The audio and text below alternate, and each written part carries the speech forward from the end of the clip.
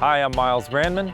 This is the 2014 Jaguar XFR-S, and you're watching FLDetours.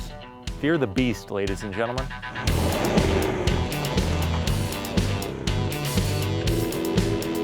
Typical for Ford to go ahead and escape here. Torque for days on this thing. And this car's turbo.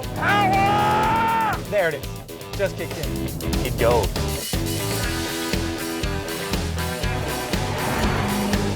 I see you.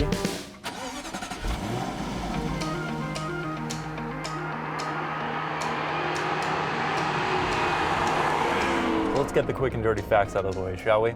We've got a 550 horsepower, 5-liter supercharged V8 up front, sending power through a ZF 8-speed quick shift transmission in the middle, and then through the rear wheel drive.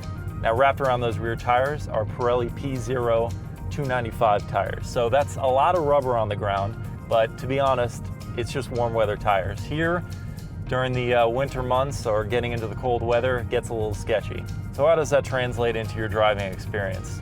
Here in the interior, there's a very traditional Jaguar interior as of the last couple of years.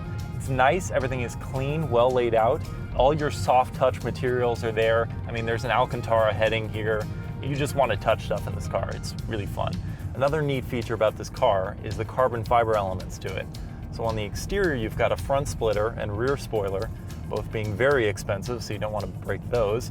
And then you've also got a carbon fiber engine cover, which is sort of a fun party favor if you want to show off to your friends. That theme continues on the interior with these carbon fiber weaved armrests and also these seat inlets. And it's just sort of ways to make the car feel unique and special. In terms of the technology, it feels a little dated. The buttons, I don't think there are enough redundancies, to be honest. Like, there are few buttons and it keeps things clean, but you know, I think BMW has it right in terms of having like volume knobs and having you know, all the main functions you're going to need right here. Jaguar has kept it really slender, and that means that some of the functionality you're going to have through the infotainment setup, which would be fine, except that things are really slow and laggy. So I think that needs to be updated a bit.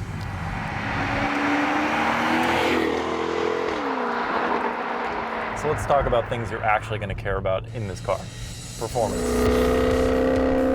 You can leave it in drive and you can access 99% of the performance pretty much any time. And that's really going to help the buyer of this car. You know, they're not making many of these, but when they do sell them to people, they're going to sell them to business guys who just want to cruise around town, have the comforts they want in a luxury vehicle, but also be able to just smoke people at lights. This car can do that, but you can do that in drive. So if I was to switch this into sport mode, for instance, and then press the racing mode, you gotta hold it down for a sec once you're in it. I mean, it goes really fast, but the illusion of speed is sort of kept away from you for most effects, and that's because it's quiet in here. It's really, really quiet, and that means that Jaguar has spent time refining this car. It's not something that's just gonna be blaring loud all the time. In terms of side-to-side movement and lateral movement, it's pretty tight, which is nice, but the suspension isn't jarring. It's not trying to kill you, which is why this drives like something that anyone could use on a daily basis. You're not driving you know, a super sports car with suspension that is just rocky as rails.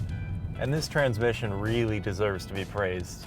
This quick shift system is a total departure from anything else I've tested in terms of like semi-automatic capabilities.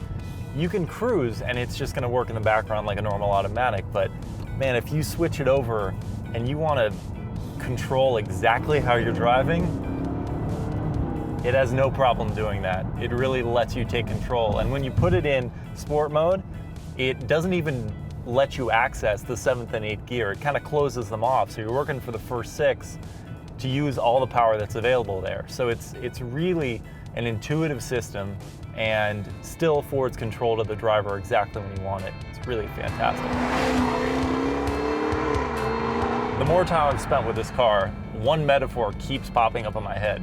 And it's like stuffing Dwayne "The Rock" Johnson in a suit. Yes, you can, you know, pretty him up a bit. You can put him in a suit and teach him manners, and you set him off at a dinner party, he's gonna have conversation, he's gonna be cordial.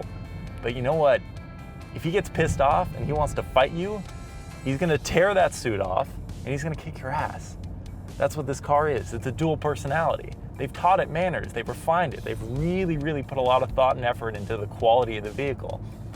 But they also shoved a 5-liter supercharged V8 in the front of this car, and that just destroys pretty much anything else on the road. Now granted, in the winter, if you mash your foot on the throttle, you're gonna go sideways whether you're in sport mode, normal, comfort, doesn't matter. So you gotta be careful, you gotta respect it. So as you've gathered by now, I really like this car, but it's not perfect. There are a few things that I really think should be improved.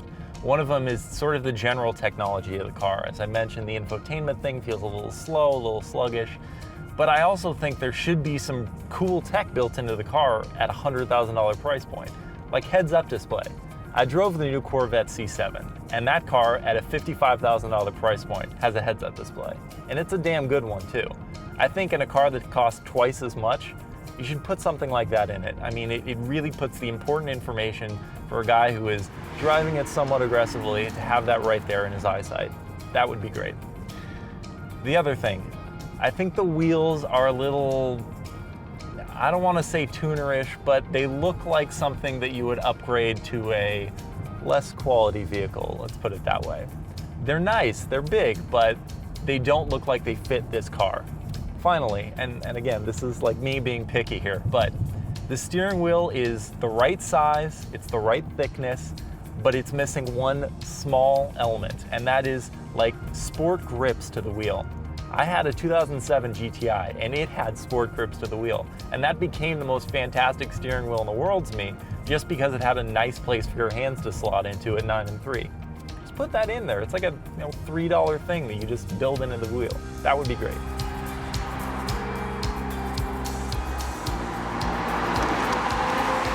So to the takeaways. This really is an excellent car. Jaguar has done a lot of great things with this vehicle. It's refined, it's aggressive, it is unique. I mean, I had, just in the time that I've had this car, I've had 10 different people come up and say, what is that? It's such a nice car. It's because it looks the business, but it's also sort of a mystery to people. They can see that it's not your average vehicle. They can see it's not just your average mid-size sedan. As soon as I tell them it's got 550 horsepower, they understand. But it has that dual quality, that dual characteristic that makes this a really special car. This is everything you could ever want in a sports sedan. And I want it. I'm not gonna give it back, actually.